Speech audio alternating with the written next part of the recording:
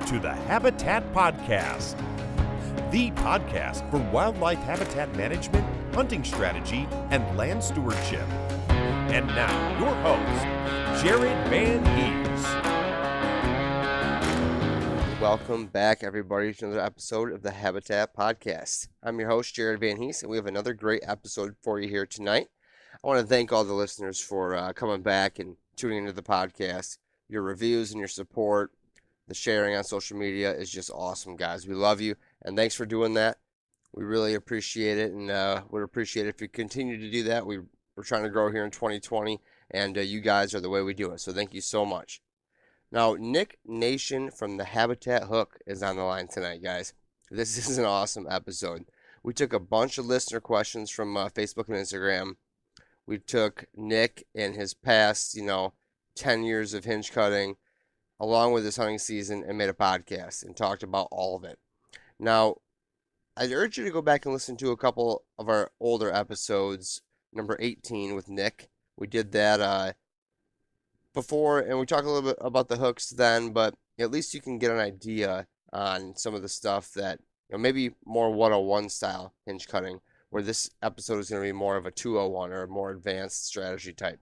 Also, a good hinge cutting 101 episode we did was number 34, Habitat Podcast 34 with Dr. Jim Brauker. That was another awesome hinge cutting episode we did with Dr. Jim. So if you have some time and you want to go back and listen to those would be two other great podcasts to listen to about hinge cutting. It's that time of year, guys. The hooks are flying off the shelf over there at Nation's Creations, so we wanted to get him on here and talk. And it is a great podcast episode. I'd like to let you guys all know that we actually added some new gear to the website. We took a survey from our listeners and found out you guys wanted some hoodies and some long sleeve shirts. So we got those up on the website. You can get those at habitatpodcast.com. We really appreciate you guys supporting us there. Just click on the website and you can see, the new shirts. They look pretty sweet. So I hope you guys like them. And they're up there with our, our hats and decals and everything else we have up there, along with all of our podcast episodes, if you were not aware. That's habitatpodcast.com. Now, this episode is brought to you by none other than the Habitat Hook, as I'm sure you're also surprised. This is a great tool for TSI and hinge cutting. Now, we talk about all the different types of hooks on this episode, so I'm not going to go into it right now, but there's a bunch of different versions for the, to fit your need. These can be purchased at nationscreations.net, guys. Let them know that the Habitat Podcast sent you, and get yourself a hook here this winter. I'd like to also let you guys know that myself and actually a lot of our partners are going to all be at the Hunting Time Expo in Grand Rapids later this month. I'm going to be there the 24th, which is a Friday. Now, I know I'll be in the Michigan Whitetail Pursuit booth for some of it. Those guys are going to be there. Check out the new DVD that came out this year, Season 10. There's also Killer Food Plots is going to be there. So if you want to bug Nick and have him answer some questions on anything food plot related, that's a great time to see him. Dale from 5-2 Outdoors is going to be there. Be sure to swing in and see Dale. His blinds and Cultipackers, and also Lincoln Roan from Packer Max. So it's going to be great to come see all these guys and come ask about the podcast, what kind of discounts they're offering for podcast listeners, and come say hi. It'd be great to see y'all and, talk habitat. That's what we like to do. So, again, that's the Hunting Time Expo, January 24th, here about 2 weeks from now. All right, everybody, let's get Nick Nation with the Habitat Hook on the line. Thank you all for tuning in. Here we go. Welcome back, everybody. We have Nick Nation from Nation's Creations on the line. How you doing tonight, Nick? Great, man. Doing good. Good. Glad you could make it on. And Brian's on the line as well. What's going on, B? Same old. How's it going? Same old. All right. Well, it's habitat season now, boys. Nick, I'm glad you could jump on tonight. We have a pretty fun conversation ahead of us, I think. I know the last podcast you did with us was a hit, and I listened to it a few times. A lot to learn with this hinge cutting and TSI stuff. So I hope you're ready, buddy. Yep. Yeah. How long has it been? Has it been a year? You know what? I'm not exactly sure how long it's been. I could tell you real quick. While I looked that up, how'd your deer season go, man? Went pretty darn good. I harvested my first mature Michigan whitetail off my home 10 acres. So that was a big confidence booster for all the work I've done. Attaboy. Been working on this small little home property for the last almost 7 years now, and I've had a chance every year for the last 3 years, and this year I finally connected. So it was about 130-inch 11 point. Yeah. So I was pretty stoked about that. Oh man, that's in 10 acres, right? Off 10 acres. 10 acres is all I got. My house resides in the center. I have small parcel properties surrounding it that get heavy hunting pressure, more so in gun season, but it also they get bow hunted a little bit. But as long as I get it done before the 15th, it works out pretty good. Yeah, that's funny you say that. Brian and I had that conversation when I was down there hunting with him this weekend. My property's kind of the same way. And maybe that's, a lot of our listeners, once gun season rolls in, I think things really change. Yeah, And absolutely. and it's really cool that you were able to put down a real nice 11 point. I know the previous podcast we did with you was September of 2018, so over a year now. And if anybody hasn't heard that yet, it's number 18. Be sure to go back and check that out as we talk more about Nick's property and what he's been doing. And like you said, you had what chances at mature bucks the last 3 years, you said? Yep, I missed about really close to 130-inch 10 point 3 years ago. Just I hit a twig. Everything else was good. He was chasing a doe and hit a twig. And then last year, I almost I didn't shoot at. I was very very close to a pretty good 8 point that I had for 7 days straight on my property, but just trying to get in the right spot and get him when he's on his feet moving during the day was tough. But he was on my cameras for at least 7 days straight, and Wow. I just couldn't get it done. But I was close, so I count that as a pretty close. He went past all my tree stands multiple times during the day. I was either at work or had other stuff going on. So, and then this year I seen this one that I got the night before, and once when I was hunting from one stand, and I made a move to another stand and got him to come in and give me a simple 20-yard shot.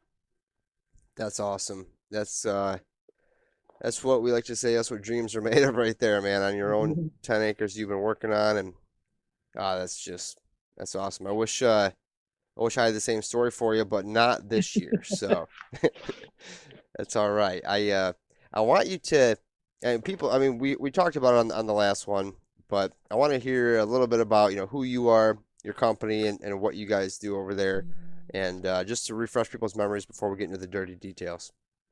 Yeah, sure. So, my business name is Nations Creations. I kept that as a kind of a broad name to cover other products that I might come up with over the years. But right now, the main product has been the habitat hook, and I came up with that about it's been right around 9 years ago now. I started making them, and I got into hinge cutting shortly before that, and I wanted to come up with a tool to make it a little bit easier. So I came up with a pretty simple design at first, and it was an extendable hook, and I cut out some teeth, and it worked really well. And over the years, it's been refined several different models and variations, and the market base or the market for it grew, and I developed a website, and then it just became a legitimate LLC business, and it's just kind of grown from there into what it is today. And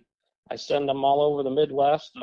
Even out, I've sent in the last year. I sent out to California and along the West Coast. So it's really reaching out there. Wow, California. Yeah, Interesting. I don't think of much trees or woods in California, but I guess in the northern part there's some. Yeah, for sure. And it's just the view on hinge cutting, I would think, would be vastly different. But hey, you never know. I guarantee there's some deer hunter out there somewhere doing what we do. Oh, So that's pretty cool. yep.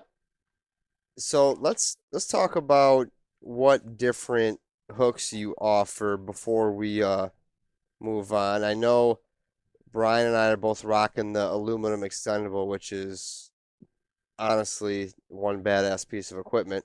But let's start from the beginning and go through your different models.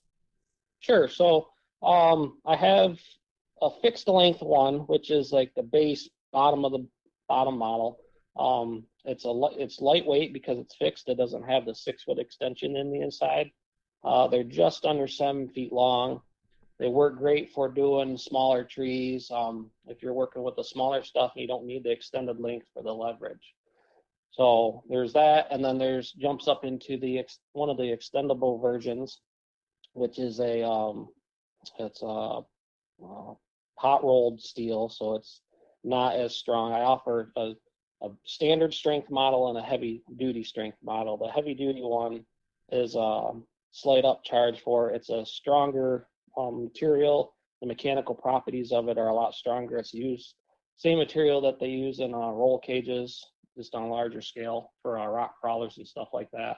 So it's a cold drawn material, which makes it a lot stronger. So you have a extendable length in the both a standard and heavy duty, and those both extend up to just under 13 feet. So those will give you a tremendous amount of leverage, whether you're pushing or pulling against the tree. I prefer to push with that 6 foot extension in the inside. So when they're fully collapsed, they're 7 foot long. They fit in the back of a pickup truck, no problem. Just put them in diagonal if you have a short bed crew. And then there's a middle position that they go up to 10 foot, and then they'll extend further out to almost 13 for, again, giving you that really the leverage that you need to keep that cambium layer intact for the around your hinge. And then you jump into the aluminum models, which I also offer a fixed length in those, which are super lightweight. They only weigh 5 pounds, but again, works great for smaller trees. And then the extendable aluminum one that has a 6 foot extension in it to get you up there about, those will get you just about 12 foot or so. So, and those are about 8 pounds. The heavy duty ones are just over 10, but that extra 2 pound difference makes a huge difference when you're using the aluminum versus the heavy duty steel ones, because that 2 pounds is when you got that leverage out there on the end. You're trying to maneuver the end of the hook around. That makes a big difference in feel. So there's like 7 different models there, and you can go to the website nationscreations.net and check them out. Awesome, man. And what exactly? These are all powder coated, right? Yep. Awesome. Yep, all powder coated. The aluminum ones have stainless steel teeth bolted onto them, and the steel ones have the teeth are welded on. And they all have rubber grips, ATV grips, except for the fixed length standard models. Well, it sounds like you got a model for everybody, no matter what application they have. So, yep, yep, different variations, and it's kind of grown over the years from 2 models up to where I'm at now. Excellent. Well, before we dive too deep into this, Nick, let's give a quick description of what hinge cutting is and why we do it for some of our listeners that might be new or maybe haven't heard the term before. Sure, I get a lot of those questions. So hinge cutting, you're essentially cutting roughly half to 2/3 of the way through a tree with a saw, and you're doing this below. Usually it's right around chest level and below, depending on what you're doing. So you're creating that hinge in the tree, and you're going to use the hooks, or people use wedges on the larger trees, and you're felling that tree to a horizontal position to provide horizontal cover. It provides browse for the deer, allows sunlight down to the ground by removing the canopy. You can create screening with it, access and travel corridors. So it depends a lot of how low you cut the tree, the direction you fell them, stuff like that, as to which would dictate what it will be used for. Yeah, that's pretty good explanation of it. I know a lot of people will send us messages on social media and different things and ask us, what is it? Why do you do it? And hopefully that gave everybody a quick overview of it. Yep, it's not it's not a conventional tree felling method. It's not recognized as obviously as an OSHA, standard as a way of felling a tree, because your intent is to lay that tree down and have it continue to survive and grow. As long as it gets the proper amount of sunlight and it doesn't break off at the hinge, that tree will continue to grow and it'll continue to provide browse and cover and just increase in that as the years go on. And then once you get through that tree with your cut, that's where your hook comes into play, right? Yep, that's where you use the hook. A lot of times I prefer to use the push point. I'll push the push point right in the tree and put the grips or the handle right into my shoulder and put my hands behind it and just lean into it and push real hard and carry that tree over. And that by you having that extra leverage, if you can get up there 13 foot or 12 foot up the tree, plus your height at a 45-degree angle, you're going to be able to put as much leverage and force into that tree to carry it over as possible and still keep that cambium layer intact at the hinge. Yeah, so what that does, guys, it keeps the tree from breaking off. So if you don't have to cut through the tree as far, you make your cut, say 3/4 of the way, the tree tips over and falls. If you make your cut maybe 2/3 of the way or halfway, you can use the hook to push the tree over. Without the hook, the tree would still stay standing.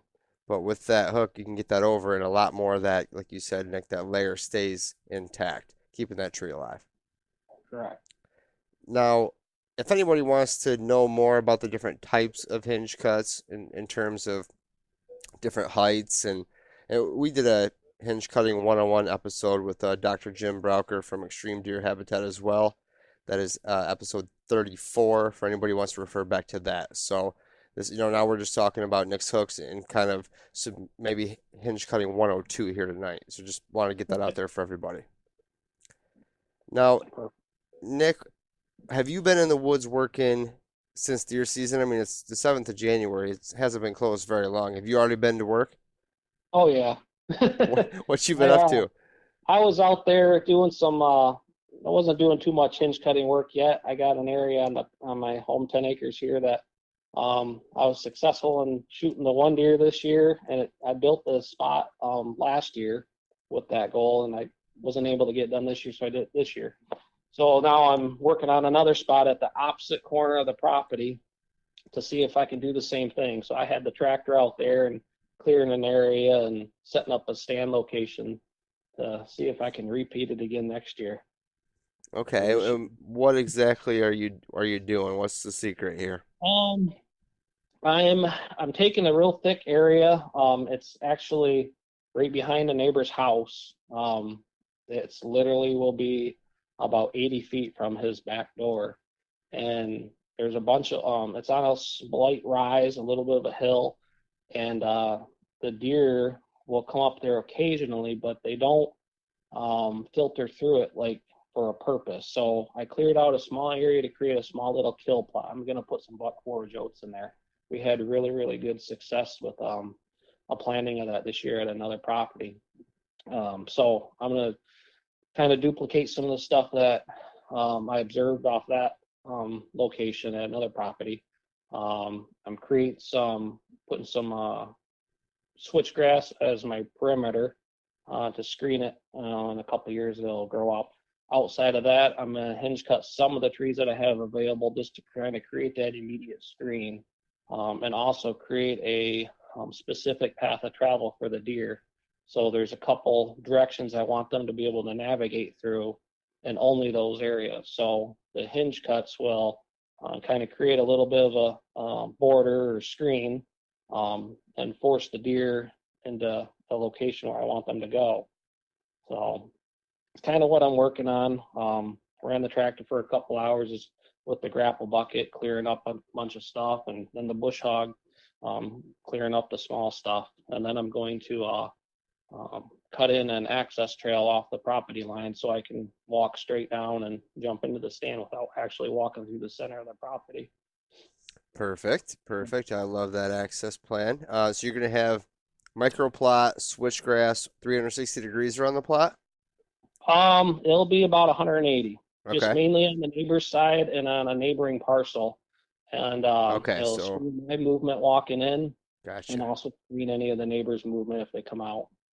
Perfect. And then of course your hinge cuts for direction and steering for the deer and then your access as well. So Yep. awesome, man. I like it. Yep. Yeah, hinge cutting is just a tool. A lot of people have said before, but kind of like to emphasize that where the hinge cutting is, it's not a end all thing. It's not, you don't want to go out in your woods and hinge cut every tree you got and make a big mess. It's a tool just like food plots and anything else. So you want to be smart about it and think before you cut. I think Jim says plan before you plunge or something. Yeah, that's a good point. Good disclaimer, if you will. I mean, all of these things we talk about, there's never one thing works all the time. And honestly, a combination of TSI and hinge cutting is more preferable. Some of those bigger trees, we like to knock those down first, just fell them. We're Yep. not hinge cutting those, and then Yep. hinge cut some of the smaller, less valuable surrounding trees. So, guys, it's not go out there like Nick said, hinge cut your whole woods. It's not log your whole woods. There's a way to do it, and there's plans depending on your goals and your property. So that's a good point, Nick. I'm glad you brought that up. I wanted to mention that. Nick, we decided to get some of the listeners involved. We posted some questions on our Facebook and our Instagram, and got quite a few questions here. I just thought we might shoot a couple at you and get your opinion and your answers on it. Yeah, definitely. I've always got an opinion. I'm not always right, but I can usually put things together that, I'm pretty close. All right. Sounds great. First one's from Jordan Prevo. Hope I said that last name right. What would be the best hook option to get?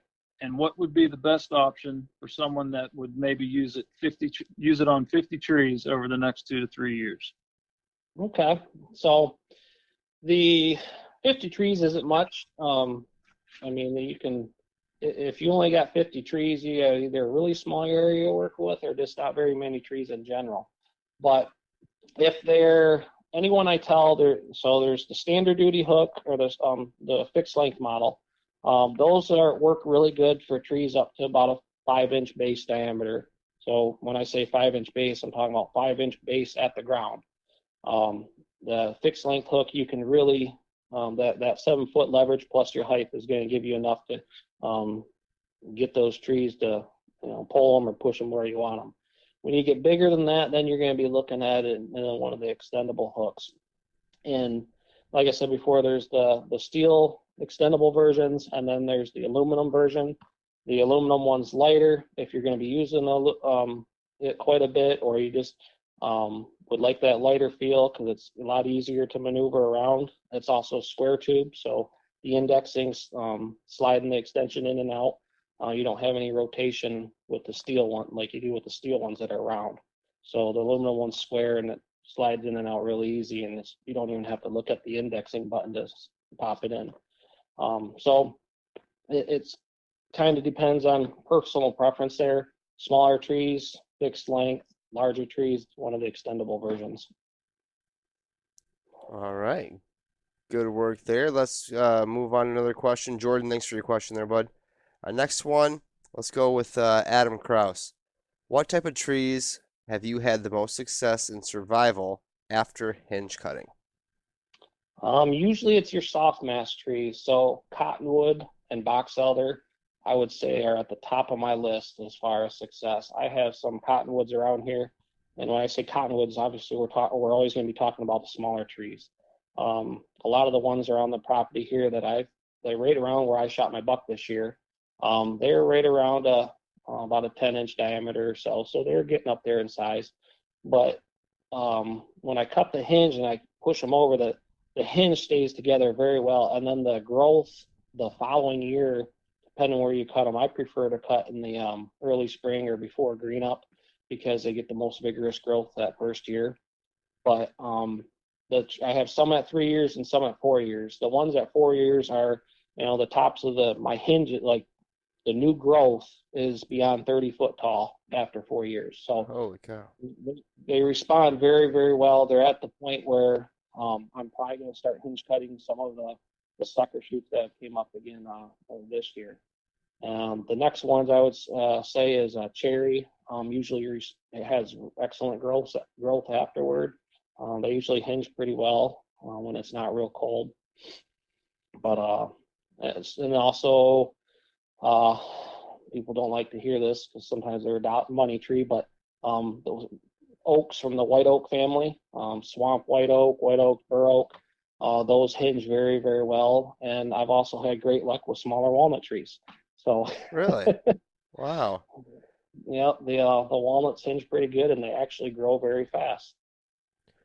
Well, shoot, Nick, I got a bunch of frickin' bur oak. I have, to be exact, about 105 of them. So if I can't if I can't get a logger out there to log my backwoods or select cut, I'm gonna call you because these things are big and I need some open canopy bad.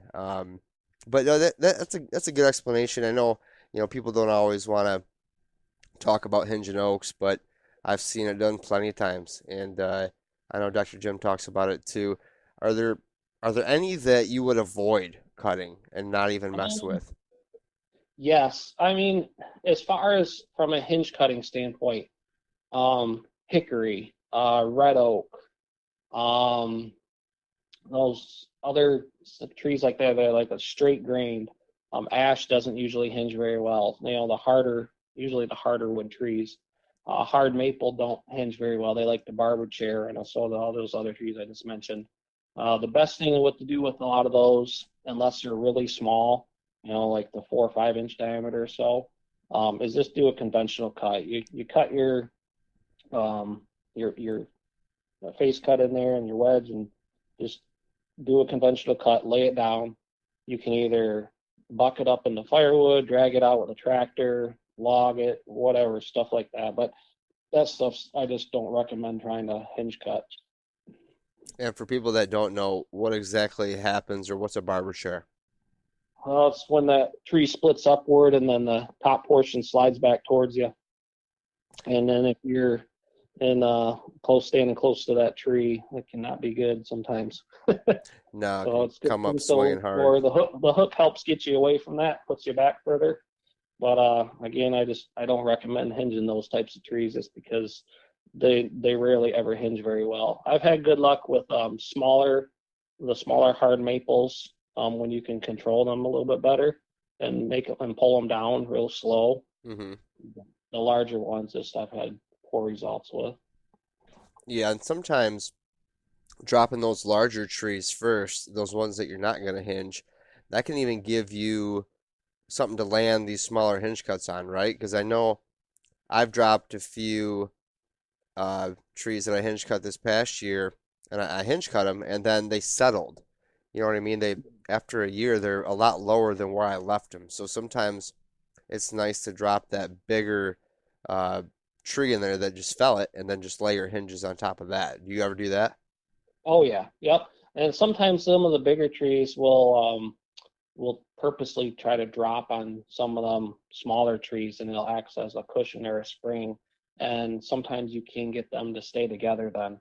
Oh, Um, the maples, the deer love the maple leaves, the new little maple leaves. So anything that you cut low enough at a deer's level, they're going to come in and browse quite heavily. So that's one good thing about the maples. Same thing with the oaks. They usually prefer those white oaks. They'll nibble on those quite a bit. So you mentioned about the settling. So that brings up a point. I do a lot of my, as far as height, I do a lot of my hinge cuts at a chest level. And the idea behind that is because I want the deer to be able to go under a lot of them and not feel like they're constricted if they're lower at that knee level. The caveat to that is if you have those hinges at chest high and higher, the deer can't browse the new growth, which is true. So it's a give and take. I have food plots and I have a lot of other hinge cuts where I got new regen going that they can feed on, whereas I don't have to necessarily rely on my other higher hinge cuts to provide the sole food source. Okay, that's a good point. They settled, all those hinge cuts settle usually after green up in the first year of snow. I usually notice about a foot of settling. Yeah, yeah, mine were made for a barricade anyways, so it wasn't an issue, but it was a learning experience for sure. And Yeah. they settled at least a foot, maybe more on some of them. So now, speaking of oaks, Steve Adamowski had a question. Will oaks still produce acorns if you hinge them? So my original thought to that was absolutely they would, because you're laying the tree down, but any of the new growth, it's just like the some of the other trees that first year and also subsequent years they put a lot of energy into growing new shoots and new wood, new foliage and whatnot. So my assumption was that yes, they would definitely produce. So I seen that link there where someone on the Michigan Sportsman's Forum had hinge cut a white oak tree variety and had excellent crop of acorns from those trees that they hinge cut. So to answer that, yes, they do produce acorns quite well after hinge cutting. Awesome, great. No, that's I wasn't sure how to answer that at first either. I figured why wouldn't they, but maybe they wouldn't for a year or two. But it seems the guys who have tried it and done it um, have no problem seeing that some mass on those trees after they're hinged. So I'm gonna check that out and try that myself. It actually sounds like a good idea. If I have a bunch of acorns at deer's level, that could be Yeah, a nice little yeah, food I plot. mean, yeah, they're especially the white oak variety there. They got the acorns to eat, and then they got the leaves to browse on and new stems. So I mean, I would that along with the red maples, man, they love those red maples. The next question is coming from Facebook from Josh Hagel. He wants to know, when a person has an area full of tall trees, but they're still good size to hinge cut, how does a person get started safely? With no opening to start dropping trees, all the spots like this I've started have gotten hung up and are not safe. Do you fall some in a line just to get going, or how do you do this safely? Yep, I completely agree with him. That's one of the I've done this many of times where you go into a new area and there's trees everywhere. There's nothing you can do to open up, but except that you try to open up an area, and you might not. It might on the one side that you're trying to drop those trees, or the area that you're trying to open up, it's going to probably be almost a barricade. It's going to be a screen that's going to be impenetrable because you're going to have to drop so many trees in one area to get that canopy open to be able to drop other ones. What I typically will do is I will pick out a larger tree and then drop one of the larger trees onto some of the smaller trees and just create that hole in the canopy. At that point, I'm not trying to get them hinge cut. I'm just trying to do a conventional cut, get that canopy open, get a hole up there so I can start bringing down the other trees using hinge cuts. So Now, he's got on the right track, got the right idea. It's getting that hole up there is tough. yeah, I mean, you don't want a bunch of trees halfway tipped over, stuck in the tree, and then Oh, don't want to walk in there or whatever. yeah. Now, one of our listeners and friend Ryan Timoney posted a video the other day with him and Randy Vanderveen up cutting on his property, and he did something. What was they called it a daisy chain? I'm not sure. I hadn't heard that term before, but it looked Oh like yeah. they felled a big tree into a bunch of smaller trees that were already maybe halfway cut. Yep, I did. So how's I've that done a work? couple of these. I did if you when you get a chance, you look at my Facebook page back a few years back. I have a video on there. We were doing some state land work, and we did this. I probably did, I don't know, 20, 25 trees at one time. And it just creates a domino effect where we went through and we cut the hinge in a bunch of trees, and then we got back to the line and we cut the last one and fell that last large one into the ones that had already been cut, and it just kind of the domino effect daisy chain continued on all the way to those other trees, and it opened up a hole in the sky immediately. So you put like a halfway cut, or maybe 2/3 of the way to where the smaller trees were still standing, and then you fell the last one into all those, right? Yep, yep. Interesting. That's a good idea. I've never tried that. Yep, it's a quick, easy way because you're using the energy from the other trees to push them. We're trying to push from ground level where you got a tree up top that's 40, 50, 60 foot high pushing on it. You know how, like, when you're trying to hinge a tree and you got a little twig holding the tree at the top, Yeah. you're giving it everything you got to try to push it over.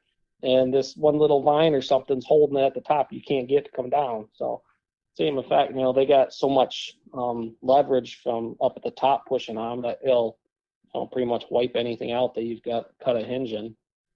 Oh yeah, I've had that happen, and ended up I just cut the hinge a little bit more on some of those bigger ones that get hung up, and that helps it fall too. So sometimes I had this one that was so hung up by the edge of my road because of all the different branches you get from the sunlight there, and I just cut the tree a little more and it actually helped it fall over versus pushing harder and harder, which I wasn't getting anywhere. So, Yeah, right.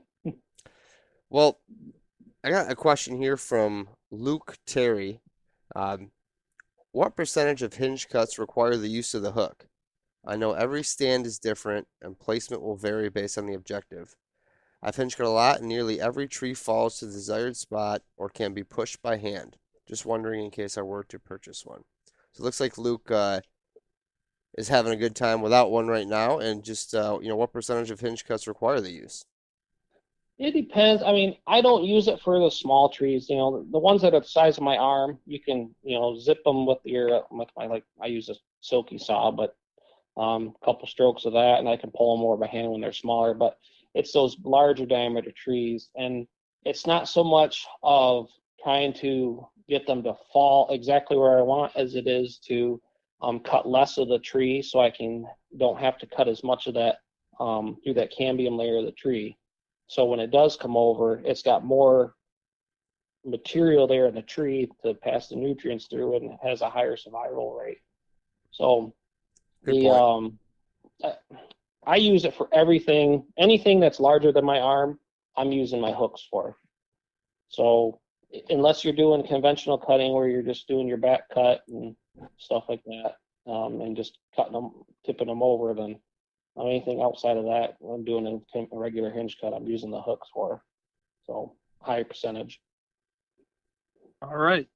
Ty Johnson from Facebook wants to know, what about mineral stumping? I heard about this on Deer University podcast. When would you recommend mineral stumping versus hinge cut? So I had to look and see what mineral stumping was because I wasn't sure what it is. We can't use minerals here in the state of Michigan anymore. So I'm not sure what exactly that is, other than you're using minerals or pouring minerals on it to eat away the stump. Do you guys? Yeah, Guys? I got you on this one. Mineral stumping, or what has been dubbed a mineral stump over the last couple of years by the guys at Mississippi State University. What they're doing is they're talking about just cutting the tree clean off at the stump, and then what happens is the full root system of the tree is still in the ground, and like you said earlier, puts all that energy into making new growth. And all the shoots that come up out of that stump are filled with, 5, Okay. 10, 20 times the minerals that would be in a normal leaf or woody browse, based on the fact that there's that huge root system pushing into just a little bit of growth. So that's what they're calling a mineral stump. And what Ty's asking, when would you recommend that versus hinge cut? Ty, I would recommend you do both. We're hinge cutting here for some browse and some cover and even blockading, but at the same time, to have some lower cut stumps, flush cut stumps with shoots shooting up, that's not going to hurt a darn thing. I mean, I would definitely have those along with the hinge cutting, like we said earlier. It's more of a tool you can combine with some other stuff like your mineral stumps and your flush cuts. Does that make Yeah, sense? because yeah, a lot of those when we do those conventional cuts, you're cutting them lower at the ground. The especially the maples, they'll still have great growth. They're not dead. They still got a root system there that they're trying to provide to, and there's going to be all those new leaves come up. So minus of course the mineral part, but you still have all the new growth at ground level that's going to be coming up that they're going to browse on. So Yes, actually, it kind of makes me think of another question. Are you always hinging at the same different levels, like one maybe knee height for a blockade, one maybe chest height, or one maybe head height for overhead canopy? Or are you kind of throwing them at different levels so some the deer could browse on, some the deer can't? Is that even a thought in your head when you're going through, or are you oh very yeah, systematic? yep, Okay. absolutely, yeah. I'm not cutting at the same height. I'm like doing a staggering effect. Um, when I'm doing screens, it depends on how wide the screen is. My screens are I can say parallel to the direction of travel, whether it's an access trail or a property border, or I don't want the deer going through a certain way. The hinges or the trees being fell down are parallel to the direction of travel, and with that, I can um, at the say I'm walking down a fence row or something. At my location, I'm going to be cutting low and then work my way up as far as height further into the property. So as I get further into the property in this screen, the deer are going to be able to get underneath of it along that edge a little bit. So in the bedding areas, I'm going to be cutting at different heights. I'm going to be staggering it. I'm tipping at my bedding locations. I'm tipping a majority of my trees outward, where the deer are bedding in the center. As I'm getting closer towards the center of the bed, the hinges are going to be up higher, whereas they're out further towards the outside edge of the bed, they're lower to give that side cover and then also the browse. If that makes sense. Yeah, yeah. Just run that through one more time from the outside of your property in, real quick for me. All right. So say you got a trail that you got an access trail or property border that runs north and south, um, and with relatively close to your path of travel, the hinges are going to be fairly low, right at ground level to knee level. The goal there is I want to create a screen or border that I don't want anything going through. And as I work my way into the property a few feet, I step in 10 feet closer inside my property, I'll hinge a little bit higher. I go another 10 feet, I hinge a little bit higher. So I'm creating a oh, as I further you get into the property, the higher I'm cutting my screen or hinges for my screen. Interesting. Okay, yeah, that's a new one for me. I haven't heard that. That makes perfect sense. You kind of create a wall. You're starting from a ground level where you don't want them traveling to a higher level further in. So you're kind of restricting movement and restricting visual sight or line of sight, but yet you're not taking up more of your property because all your trees are so low and navigable. Yeah, I got you. And then when you're getting towards your bed or the bedding area, you're felling them or hinging them away from the bed. Is that right? Yeah, so like another example would be separate from the screen. Say I'm working on a bedding location or a bedding pocket. I'm going to be focused on tipping them trees outward from my bed. So if I'm standing in the center of a bed and I'm looking around, the trees are going to be tipped outward. And at the location I'm standing in the center of the bed, I'm going to be cutting my trees a little bit higher. Whereas you walk out a few feet towards the perimeter edge, the trees are going to be a little bit lower because they're given that the side cover effect, Yep. preventing them from seeing out, but yet they can still tuck underneath the edges and browse and whatever. And has that been working for you? Do you have deer bedding just like you need them to? Not all the time. Okay. Sometimes we'll build these extravagant beds and they look all pretty, and the deer will bed on the wrong side of them. But I mean, it's not an exact science by no means, For sure. but the what it does do is you're removing that canopy in a pocket and you're giving immediate side cover through the hinge cuts. You've opened the canopy so you have all this new growth that's coming up in there that's automatically going to make it thicker, and it's going to provide browse, so the deer are going to want to prefer to bed in that location. That is the idea. Okay. Now, while we're on this topic, we have another one on Facebook from Josh Shipman. Hinge cuts or flush cut for edge feathering? And what's the difference in having a canopy shade 40 to 80 foot up than 6 to 10 foot up after hinge cutting? So with the edge feathering, which I've done a decent amount of, I've done both. I've done the flush cuts and the hinge cuts along the same edge. It's more or less specific to the type of tree that I'm trying to hinge. Some of the ones I've done were popple trees and hard maple. We just cut those off one fall along the edge, and the new shoots along the base of that tree would come up. Whereas some of along the same edge, we had a mix of cottonwoods and other maple trees that we were able to hinge over that were smaller, and we hinged those. So it was kind of a mixture of both those along those few property parcels I've done. As far as the canopy, if you think about it, if you have your canopy way up high, 60 foot high, there's no browse on the underneath. The sun can't get down. There's usually no cover for the deer, which deer are not going to prefer.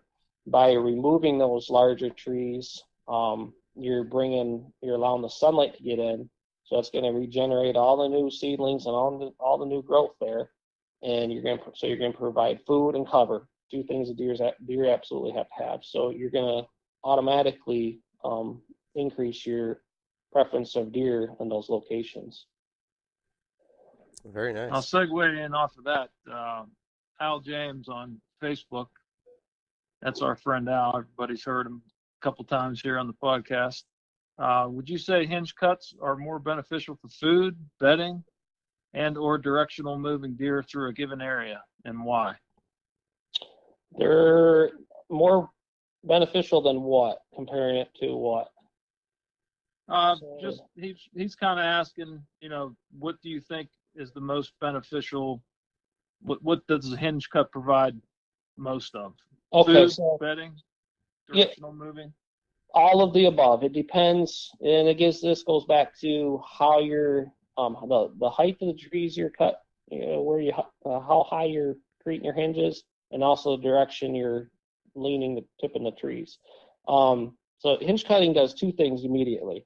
It's giving you horizontal cover, which is obviously immediate. You take the vertical tree, you're tipping it down sideways. You have immediate horizontal cover. The second thing it's doing is allowing that sunlight to the ground, which is going to spur all the new growth. So I use it in a majority of my bedding locations. I use it a lot for travel corridors to direct movement, because I'm tipping my trees outward as say a deer's walking along. The trees are going to be outward and not parallel. So I'm removing that canopy from that location, and the sunlight's going to get down. I have side cover for the deer to navigate through, and then I have the sunlight getting down to create new fresh browse for those deer to prefer to travel along that route. So it's used as a tool through almost all the features of habitat. Yeah, I would like to echo some of that. I mean, like I said earlier, when I was hinge cutting more at my knee level, that was more of a blockade. I hinged all the trees in a line like a fence, like imagine a fence, right? Yes. That was to make the deer feel like they can't go through there, or if they were in there, they'd feel trapped. They don't like it, they avoid that. That was the goal of that, with that low hinge cut in that parallel direction, if you will. Now, what Nick's saying, if you're going in and you're using it for directional movement, you would hinge the trees away from the trail perpendicular, and you could do some parallel as well, but it's more so the deer don't feel like they're trapped in there. I want to make this point. If you get and you're hinging the trees perpendicular, be sure to leave, an exit here and there for the deer to jump left or right. I mean, imagine if they're going down this corridor you cut and they have a coyote coming the other way. They want to be able to hop left or right. They don't want to feel trapped. So I just want to be clear about any bedding areas you're making too. You got to have exit routes. Absolutely, definitely. You want to make it so there's a lot of cover, and cover's awesome, but they have to be able to get out of it. And to Nick's point, the hinge cutting, this cover is instant, guys. I mean, or even felling a tree. You're dropping trees. You're bringing the food and the cover to a deer's level as the saw, is running. Like it's super instant cover, which is one of my favorite things about it. I just wanted to make that point there quick, and then, if you want to just test it out a little bit, you can always start in little sections. Maybe hinge a little barrier on the downwind side of your tree stand, right? So Yeah. you got deer that always are coming downwind of a certain stand. Drop a few trees to where they can't, and now you're forcing them to come upwind, and that's kind of just a quick example of how some of that can be used. Yeah, I mean, I didn't learn all the what I've learned overnight for sure. I've listened to all the other experts. I've been doing this for many years longer than I have, and then I started messing with stuff and doing my own experiments and seeing what works for me and what don't. I mean, I made a lot of mistakes early on. I went in, I hinge cut trees too low, and I made a mess. What I thought was, we literally called it a brush pile, and the deer did not use it at all. I mean, we took an acre of property and turned the deer off of it in an instant. Wow. It was, that was 3 years into it, we're like, wow, what can we do to get the deer to use this? So we went in, we cut trails through it. All the hinge cuts were starting to grow great, but we cut trails through it, and now they use it for traveling through. They use it for bedding because we took all those dead ends out. And if you get down there at the deer's level and you look and you see a bunch of deadfalls and areas where they have to jump and dodge dirt to be able to get out, it's not built right. It's got to be, easy for them to run through. That's a great point. Like, I mean, we're all learning here. We're all getting out there and trying these things, and supporting this whole podcast. And there's no such thing as screwing up, guys. Like Nick just said, if you hinge cut and deer don't like it, and why? Ask yourself why, and then fix it with a chainsaw, like Nick just did. I'm glad you told that story. It's a perfect example, man. Yep, it happens. I mean, I get a lot of guys quite asking me, how big of an area, how I do this, and the number one thing I tell them is make it so it's the deer can get through it. It's just don't make it too thick. Porous, that's the word, porous. Oh, there you go. I like it. Yep. Now, Nick, one thing that Jared and I learned early on with some of the earlier episodes of the podcast and social media, hinge cutting is a lot more controversial than we originally thought it would be. So just to follow up to that, Al also asked, what does Nick believe is the most common misunderstanding about hinge cutting? That's exactly that. It's controversial because a lot of people don't have success with it because they don't really do it properly. A lot of the hinge cuts that fail is because they didn't have enough sunlight. You need to if you cut trees in the middle of your woods and you don't take out enough so that they can get sunlight, they're not going to live. And some of the pictures that I've seen of those hinge cuts where they live for the first year, they start healing up, and then all of a sudden they die. Well, yeah, it's because they didn't get enough sunlight to continue growing. So, you got to be conscious of, your location in the where you're at in the country, where the sun rises and sets. If you cut on the north side of your woods and the sun's coming up in the southern portion of the property, it's not going to get the sun that it needs. So you need to cut more trees on the southern side than the north. Stuff like that. A lot of the people with the voice are speaking out against others that have had failures, and it was because it wasn't done right. But again, it's just a tool. You can't. It's not the way to do everything. It's not every property requires a hinge cut. It's just something to help us, create the cover that we want to enhance our bedding and travel corridors and whatnot. Yeah, and what do you say to people who think you're just wasting a perfectly good tree that could earn them money down the road?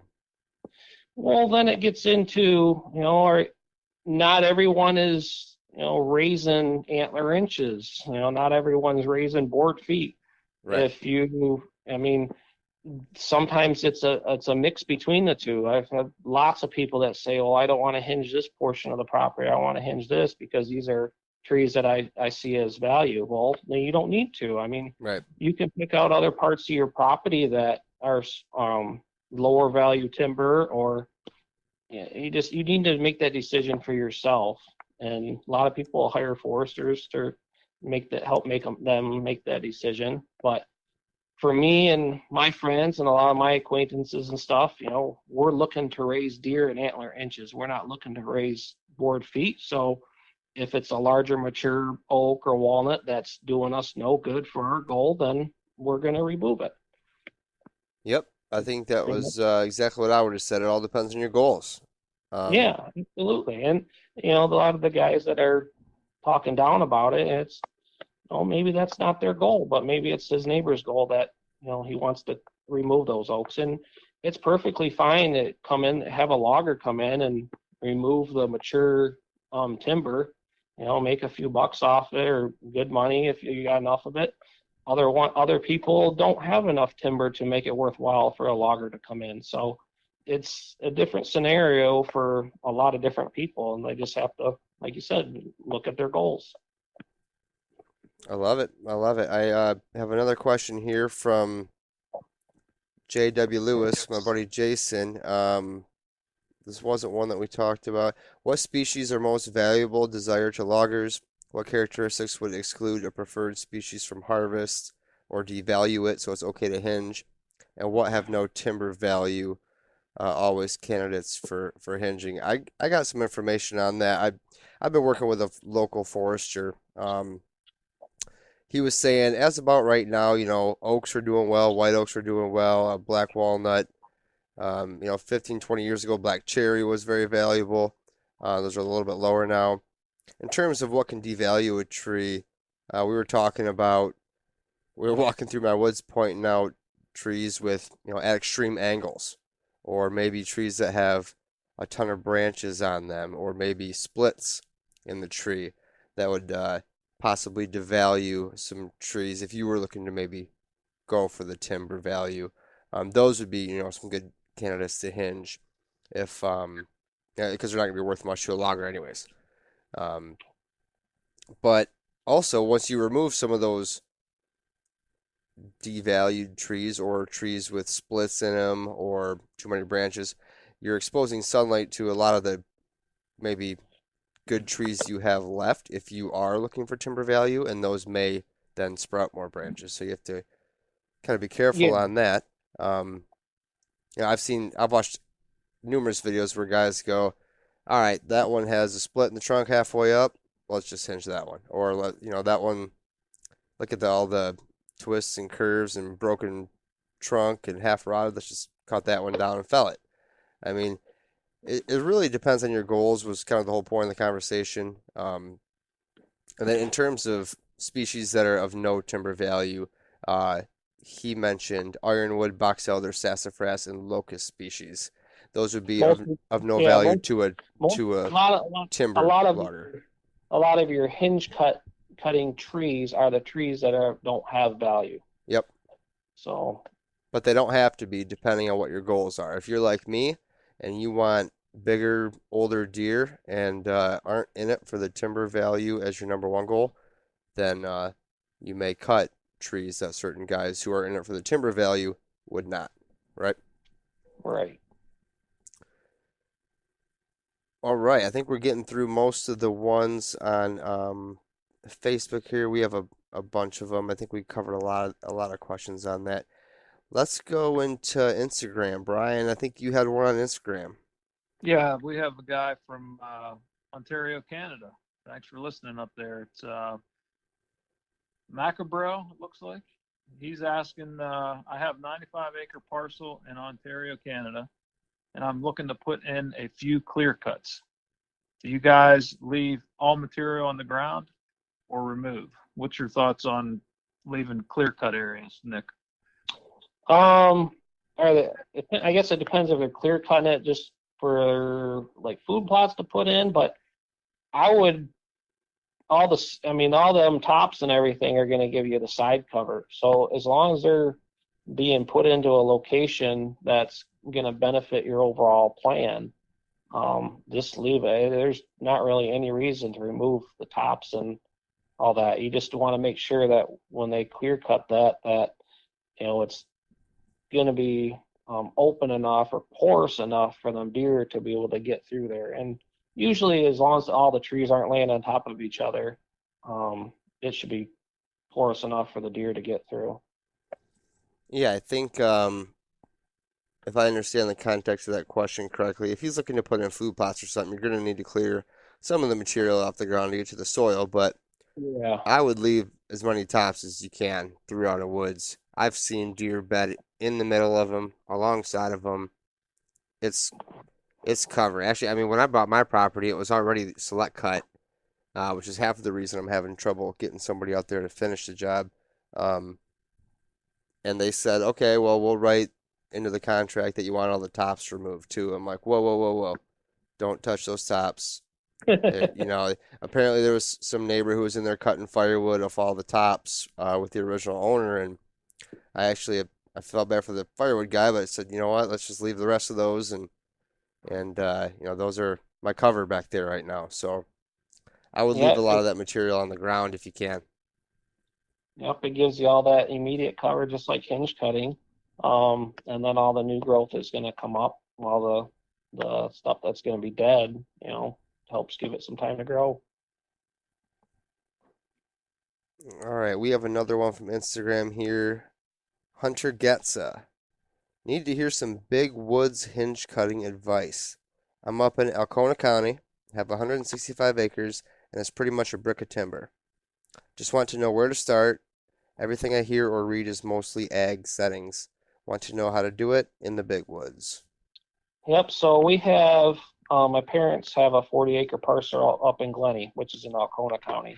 Nice. Um, yeah, Well, we're talking to the perfect I would guy for love, this. yeah, I would love to work on it more, but it's over a 3-hour drive for me. So, we're actually just going to be getting that logged here. Well, he should be starting any time now.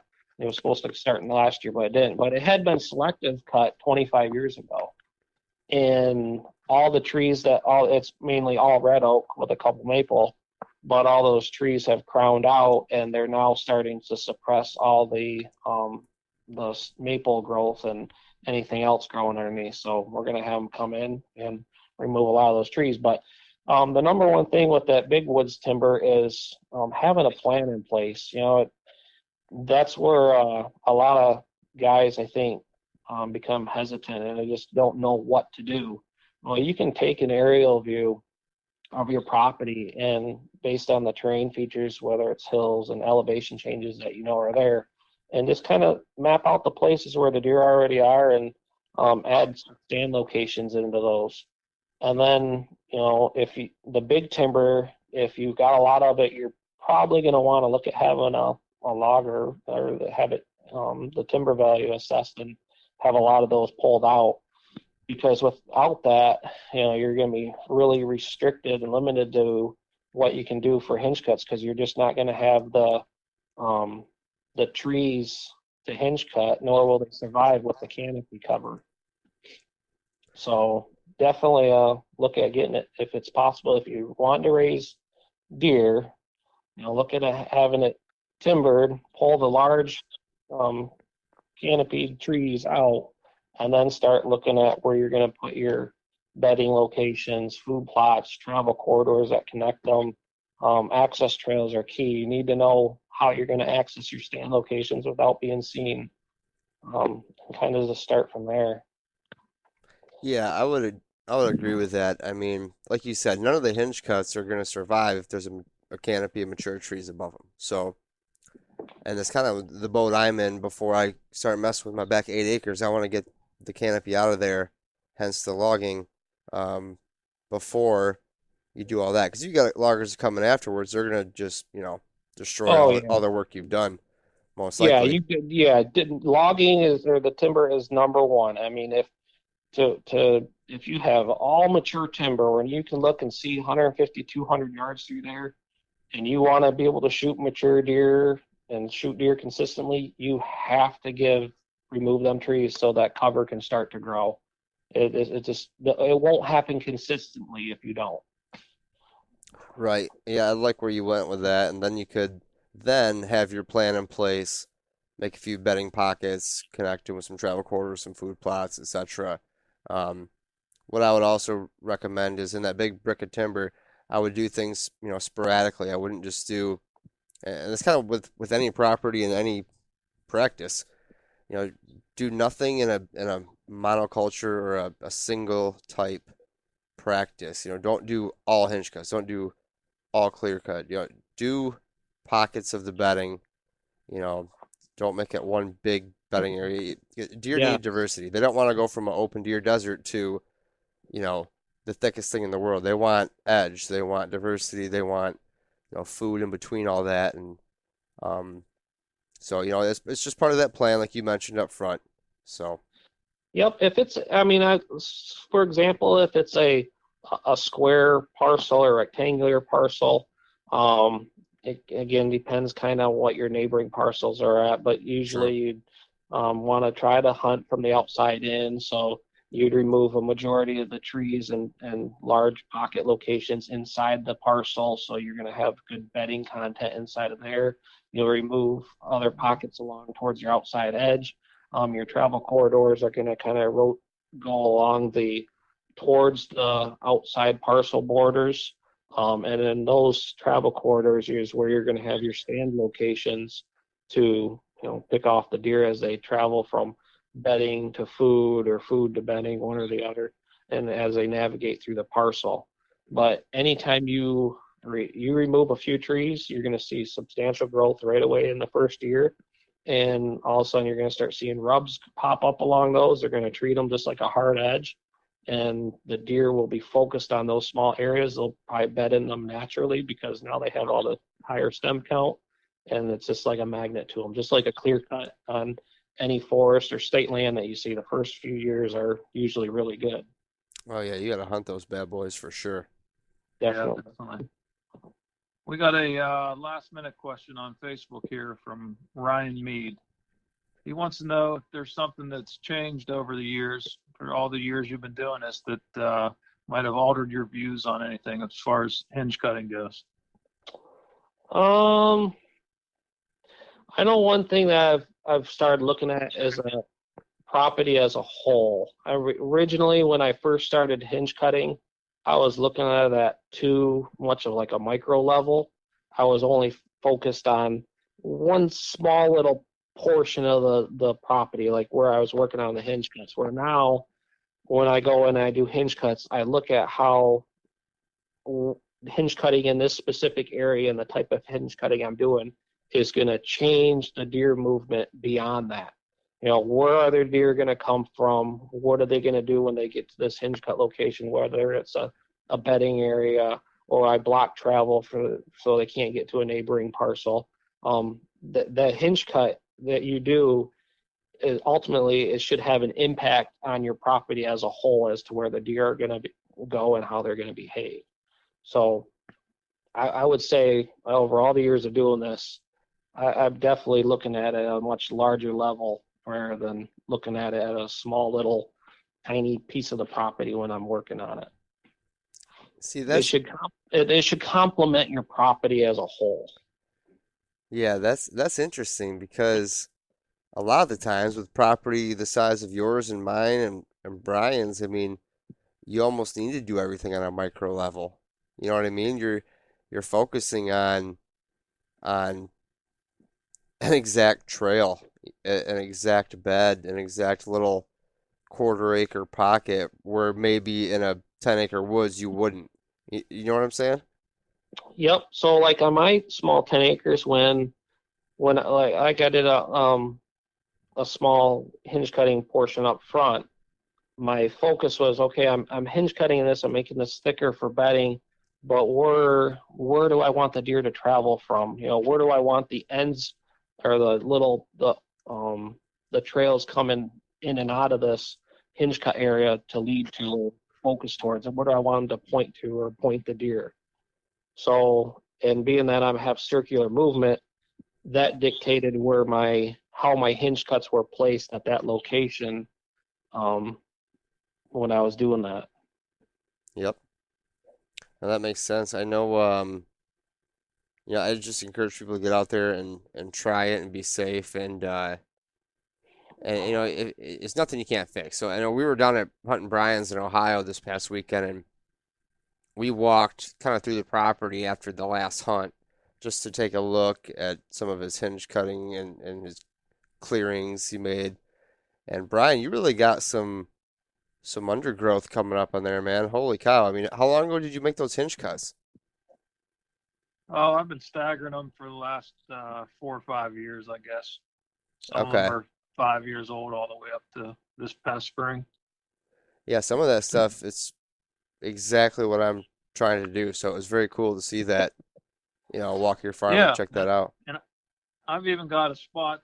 I don't think I showed you. You might have saw it behind that one ladder stand on the west road where I dropped a bunch, probably maybe an eighth of an acre, and I got to go back in and drop some more along the south edge because it's been that way for 2 or 3 years now, and I've had zero growth. So it's just like Nick said. Sometimes you go in there and think you got enough out, but you know you didn't do anything wrong. It's just you didn't take enough out on the southern edge. So that's what I Yep. got to do this year. Perfect. Well, Nick, anything else on your end? Um, nope. I'm sure I could think of stuff to talk to for days. Well, we thought this was going to go a lot longer based on all the questions and Facebook activity today and Yeah, Instagram, but we've been yeah, rapid firing through these nice and quick. Nice job. yeah, I know. There's a lot of, a lot of different scenarios and details that Yeah. you can get into. And, just over the years, everything isn't, I can go into a place and I want a hinge cut, whether it's create a bed or I want a screen edge or something. And I'll start doing it and it just turns into so much more. Or something, the way the trees are falling, aren't favoring what I had imagined, so I have to change on the fly of, you know, different things, and then I might see something that, oh man, that looks pretty good. I'm gonna route them this way, or I'm gonna do this, or I'm gonna add this feature in here, and it's just, I wouldn't say it's art or anything, but it's just stuff that you just kind of think of as you go, and sometimes it turns out works out great, and other times, the deer don't do what you want them to do, so you're back at it again after the season, trying to manipulate it and get them to follow your plan. And so it's again, it's not an exact science, and it takes some trial and error. But after practicing it for a while and being conscious of how the deer move through your property and watching them and not being so caught up in the hunt itself, you learn a lot, from their behavior and what to do next. Very nice. I like that. I think I have a couple things I learned from last year when I was trying it. I know that it takes me a lot longer than I anticipated to drop these trees and keep them intact. Maybe I'm being too careful, but I ended up, it takes more time than I thought to get just a little section done. So there's Yep, that. Yep. definitely. I would say a comment to that is I used to do the same thing.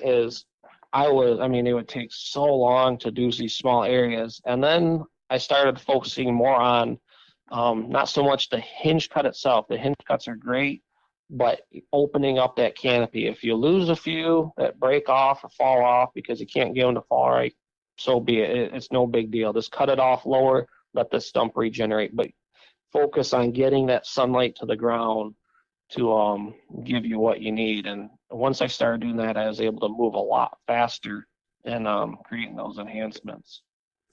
Good point. I'm gonna remember that one this year. Good point. And I think my other thing was, wear your safety equipment and keep your chains sharp. I know a helmet, safety glasses, and chaps are always a must. And then don't let your neighbor borrow your chainsaw to go cut out a stump in the fall, and then take your chainsaw out in the spring and go hinge cutting, because it sucks. Yeah, definitely. I'll second the safety equipment, and the helmet especially. I had a buddy that took one to the side of the head. A tree popped back and got him, just unexpectedly, and ripped his earmuffs off. But he just had a little scrape and a bruise. It could have been much worse without the helmet. Wow, So is it a barber all chair or the what? no, it was a tree that we had already hinged, and we were cutting another tree that was laying on top of it, and there was some stress in the wood that we didn't realize was there, and it popped loose and fell down to the trunk portion and raked across his head. Wow. Yeah, that's It wasn't big. I mean, it was probably only like an 8-inch diameter tree, but that wood's hard. oh, I hear you. All right, Brian, anything else on your end before we wrap this up?